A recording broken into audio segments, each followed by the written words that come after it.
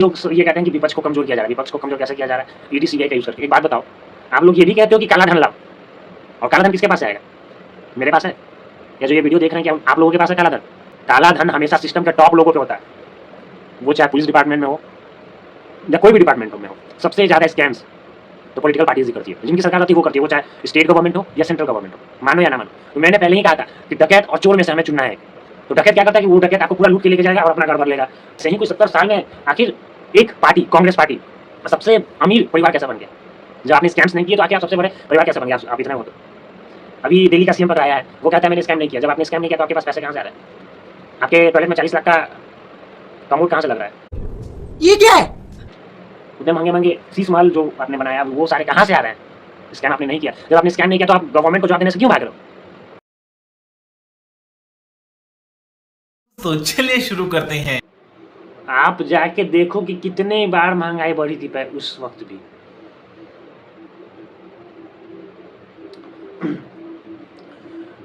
अब महंगाई इस तरीके से आपके लिए बढ़ गई।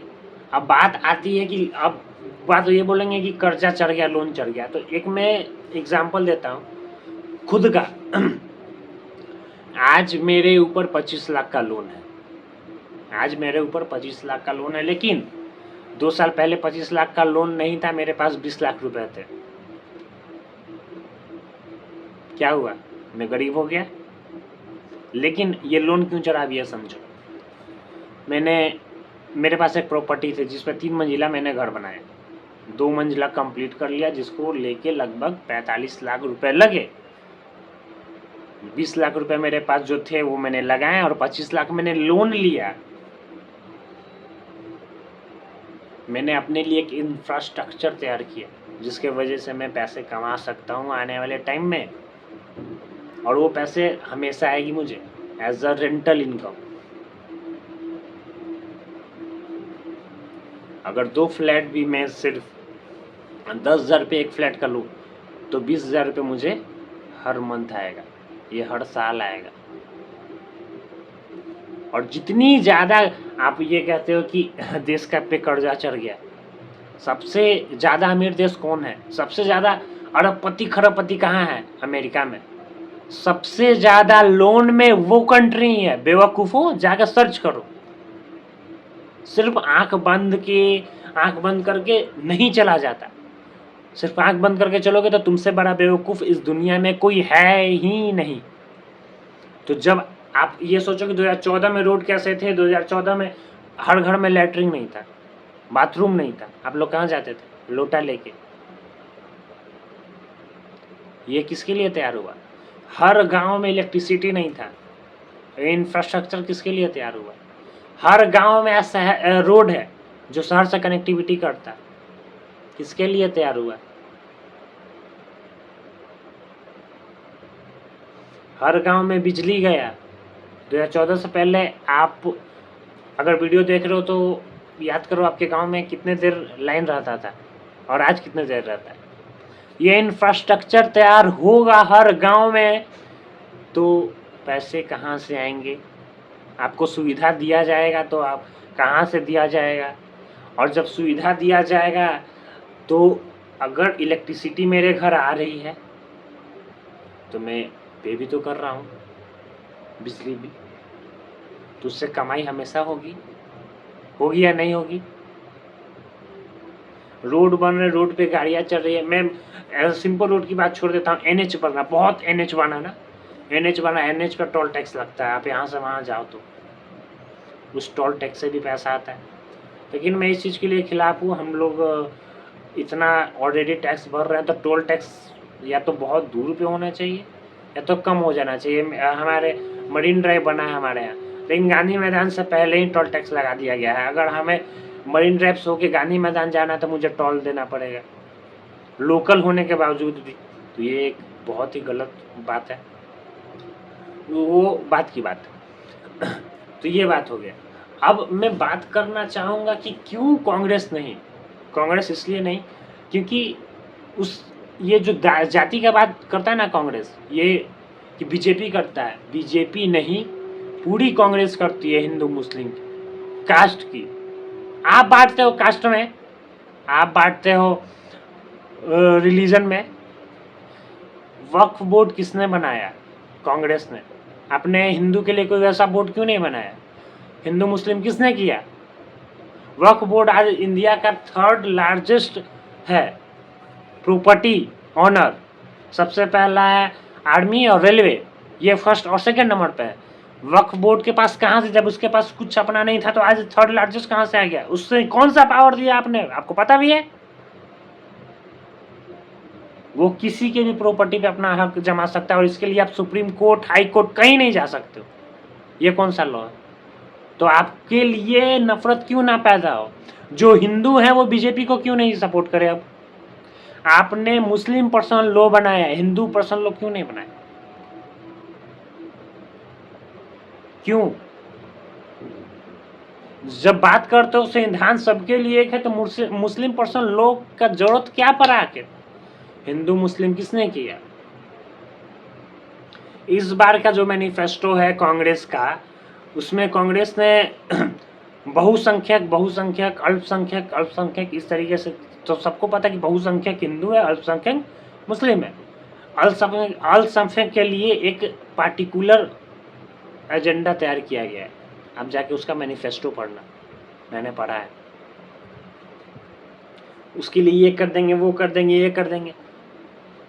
अभी इधर प्रियंका गांधी भी बोल रही थी, ये मंगलसूत्र वाला जो बात पीएम मोदी का हुआ था, ये क्या कहते हैं, पप्पू खान भी बोल रहा था, राहुल गांधी, कि हम पहले सारा ये करेंगे, उनके प्रॉपर्टी का जांच लेंगे, फिर इक्वल में बांट देंगे। अरे बाप दादा मेरा कमाया, उसके बाद मैं अपना प्रॉपर्टी किसी और को दे दूं जो अयासी किया, नंगा खाता रहा, घूमता रहा? क्यों दूं?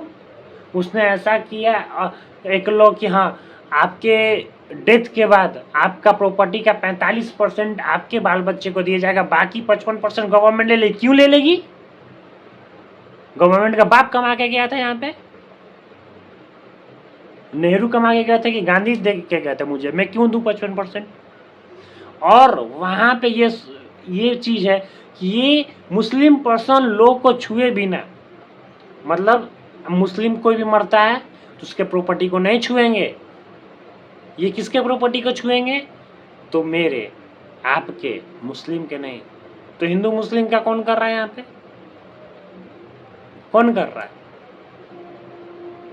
और जब बात करते हो सब इक्वल की, तो रिजर्वेशन क्यों चाहिए? अगर मैं जनरल कास्ट का हूं तो मुझे 75 नंबर लाना पड़ रहा है, तो किसी को 50 नंबर 45 नंबर पे क्यों? मैं इसके खिलाफ हूं। रिजर्वेशन क्यों चाहिए?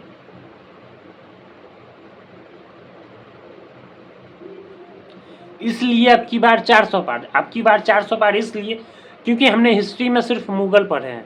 क्यों? क्या हिंदू वैसा कोई नहीं था जिसके बारे में पढ़ा जाए? क्या हिंदू का कोई हिस्ट्री नहीं है वैसा जो हम पढ़े? ऐसे बहुत सारे बदलाव कांग्रेस ने संविधान में रहते हुए किए हैं, जिसे बदलना जरूरी है अगर आप चाहते हो। अच्छा, पहले गुरुकुल हुआ करते थे, अब मदरसे हैं। गुरुकुल कहाँ गए? गुरुकुल क्यों नहीं है? जब गुरुकुल नहीं है तो ये मदरसा आया कहाँ से? और फिर मदरसा का क्या जरूरत जब सबको इक्वल रखना है? तो हिंदू मुस्लिम का बात करते हो तो जब आप हिंदू टेम्पल से टैक्स लेते हो, चर्च से क्यों नहीं लेते? मदरसे से क्यों नहीं लेते? उल्टा आप मदरसे को देते हो। हिंदू मुस्लिम की बात आप करते हो तो आप हज यात्रा करने के लिए लाखों लोगों को भेजते हो। जब लाखों लोगों को जब हज यात्रा के लिए भेजते हो अपने पैसे पे, उन्हें पॉकेट में 2200 दिरहम भी दिया जाता था खाने पीने के लिए। यहाँ लाद दो, लदवा दो, घर तक पहुंचवा दो वाला हाल। आप आइए भी मेरे पैसे से, जाइए भी मेरे पैसे से, आपको रहने खाने घूमने फिरने सबका पैसा हम दे रहे हैं। 4 धाम यात्रा के लिए कितने लोगों को पैसा दिया कांग्रेस ने? हिंदू मुस्लिम किसने किया? इसलिए अब की बार 400 पार, बस इसलिए। ये सारे विपक्ष इकट्ठा इसलिए हुए हैं ना क्योंकि इन्हें डर है कि इस बार अगर मोदी की गवर्नमेंट आ जाती है तो इनका धागा खोल के रख देगा। मोदी का कोई ये नहीं है कि उसका बेटा आके फिर संभालने वाला है, इसलिए उससे बहुत सारी संपत्ति इकट्ठा करके वो चला जाएगा। वैसे भी 73 साल का हो गया, मैक्सिमम 15 से 20 साल रहने वाला। लेकिन कुछ पॉलिटिकल पार्टीज हैं जिनके आगे आने वाली जनरेशन वही संभालेगी उनकी पार्टी, वो तो बटोर के रखेंगे। इसलिए अब की बात 400 पार। इसलिए जब 2 बार आपने बीजेपी को चूज किया है, बस एक बार और, बस एक बार और उसके बाद भी अगर आपको लगेगा ना नहीं, तो आपके पास मौका रहेगा फिर भी। लेकिन एक बात समझ लो, अगर आपने कांग्रेस को चूज किया, ये मुद्दे जो आपके हैं वो आपके रहेंगे, लेकिन आपको फ्रीडम टू स्पीच नहीं रहेगा। आप कहते हो ना, सुनो, कांग्रेस वाले कहते हैं, कांग्रेस कहते हैं कि गोदी मीडिया खरीद लिया है ये मीडिया को। जब मीडिया खरीदा जा सकता है तो खरीदो ना सालो, तुम भी खरीदो। जब ईवीएम हैक किया जा सकता है तो तुम साले सारे चोर क्यों इकट्ठा हुए हो एक साथ? ईवीएम हैक करवाओ, तुम भी ईवीएम हैक करवाओ, जीत जाओ, हमें कोई दिक्कत नहीं है, तुम भी ईवीएम हैक करा के जीत जाओ। अब इन्हें बैलेट पेपर पे कराना है, बैलेट पेपर पे इसलिए करवाना है क्योंकि वहां पे ये धांधली कर सके। सुन लो मेरी बात, और कोई बात नहीं है।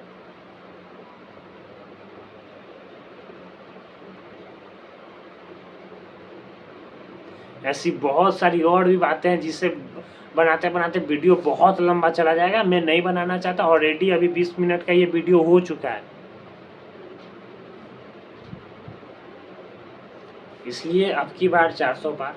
एक बार मेरी बात मान लो, आप ऐसे तथ्य चाहते हो बनाओ तो मुझे मेरे चैनल बड़ा करना होगा, ताकि ये छोटे मोटे स्ट्राइक वगैरह आए तो मैं उसका रिप्लाई कर पाऊँ। तो सपोर्ट करो।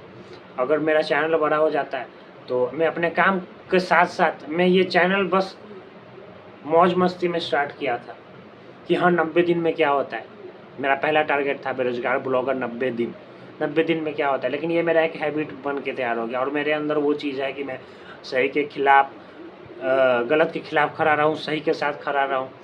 तो मैं आपको इंटरटेन भी करता रहूँगा, जॉब पढ़ने पे उस तरीके से आपके सामने खड़ा भी रहूँगा। लेकिन एक चीज़ बोलना चाहूँगा ना, मैंने कंटिन्यूस 21 साढ़े 21 मिनट का वीडियो बना दिया, अनकट है ये, और ना है मेरे पास कोई स्क्रिप्ट है, और ना मुझे किसी ने पे किया है इस वीडियो को बनाने के लिए। तो और भी बहुत सारे बात है, अगर आपको चाहिए होगा @ द दक्ष मल्होत्रा पे इंस्टाग्राम पे मैसेज कर देना। मैं आपको बहुत सारे ऐसे लिंक्स, ऐसे वीडियोस भेज दूंगा जो आपको बता देगा कि आपकी बार 400 पार जरूरी क्यों है। और ये एक बार मैं जाहिर सा बात बोल रहा हूँ कि मैं बीजेपी का सपोर्ट नहीं कर रहा हूँ, लेकिन मैं डकैत और चोर में से एक को चूज कर रहा हूँ। मुझे ये बात भी पता है कि बीजेपी गवर्नमेंट में होते हुए बहुत लोगों ने घपला किए हैं, और वो आज से 5 साल बाद 10 साल बाद सामने भी आएंगे। लेकिन एक बात बोलूं,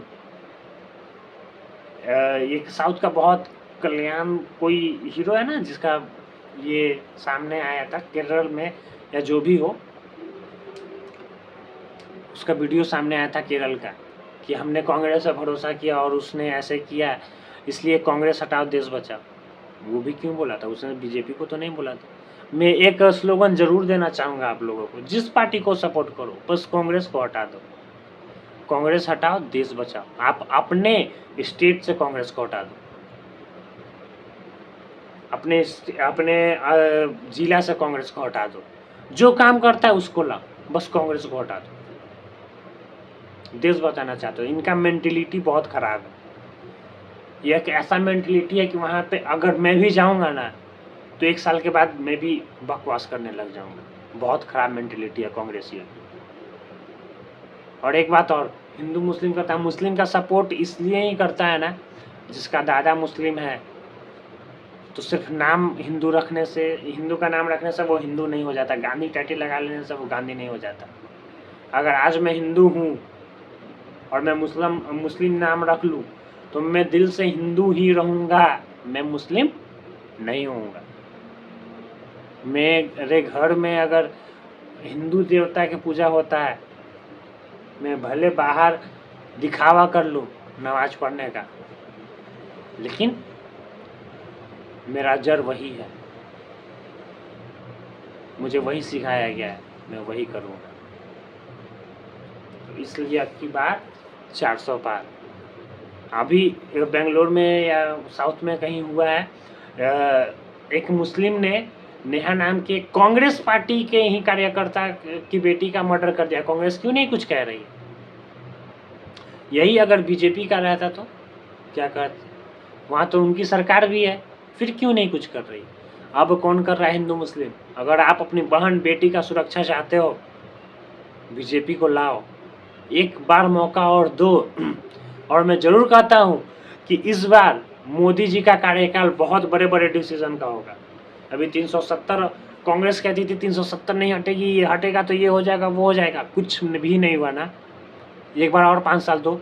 मैं बेरोजगारी नहीं, बेरोजगारी जरूर है, लेकिन महंगाई उतनी भी नहीं बढ़ी। एक बात बताओ, 10 साल पहले जो चीज़ ऐसे प्रॉपर्टीज थे जो 10,000 20,000 में बिक रहे थे, और आज वो प्रॉपर्टीज 5 लाख 10 लाख में बिक रहा है। क्यों? आज भी 10,000 20,000 में बेचूं तब तो मैं मानूं कि महंगाई बढ़ गई है। आपका इनकम भी तो बढ़ा। जो 10 साल पहले आप 20,000 में किसी चीज को बेच रहे थे, उसको आप 10 लाख में आज बेच रहे हो। कितने % का आपका इनकम बढ़ गया बताओ? हर हाथ में आज स्मार्टफोन है, और आप बोलते हो ना 15-15 लाख, 15-15 लाख अकाउंट में नहीं आएगा मेरे भाई। आपको इस तरीके से काम करके दिया जाएगा। फ्री का रोटी तोड़ने का आदत हो गया है ना मेरे भाई। इस भ्रम में मत रहो, वो चाहे कांग्रेस हो चाहे बीजेपी हो, कोई भी आपको फ्री का पैसा नहीं देने वाला। हाँ, कांग्रेस की सरकार रहेगी, आप मुस्लिम हो, फ्री का पैसा मिल जाएगा। हिंदू हो नहीं मिलेगा। जागो जागो हिंदुओं, जागो। इसलिए जो राम को लाए हैं, एक बार फिर से उन्हीं को लाओ। और मैं डेफिनेटली कहता हूँ अगला 5 साल बहुत बड़ा होगा, और ये इस चैनल के लिए भी 5 साल बहुत बड़ा होने वाला है। आज जो 500 सब्सक्राइबर हैं, मेरी ये दुआ है कि ये 50 मिलियन पे चला जाए अगला 5 साल में।